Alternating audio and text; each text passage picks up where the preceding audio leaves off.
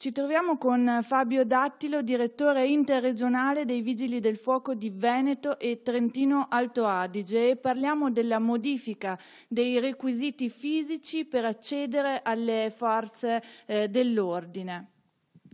Tutto sommato per i Vigili del Fuoco non cambia molto, perché il requisito dell'altezza o della massa grassa sono insiti nelle prove fisiche, nell'attitudine fisica che i Vigili del Fuoco devono avere, e per far questo nei nostri concorsi ci sono delle prove fisiche ad hoc e delle visite mediche ad hoc che surrogano praticamente il requisito dell'altezza. Mi spiego meglio.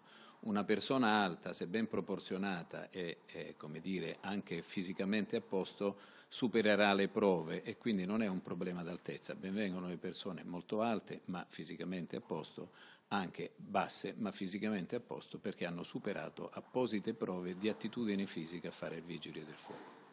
Quindi persone anche più basse da oggi potranno accedere alle prove per appunto far parte poi in un futuro eventualmente delle forze di polizia, vigili del fuoco o dell'arma.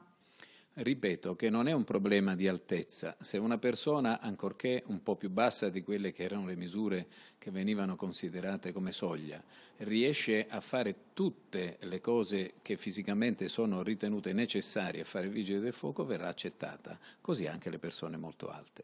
Quali invece i requisiti necessari?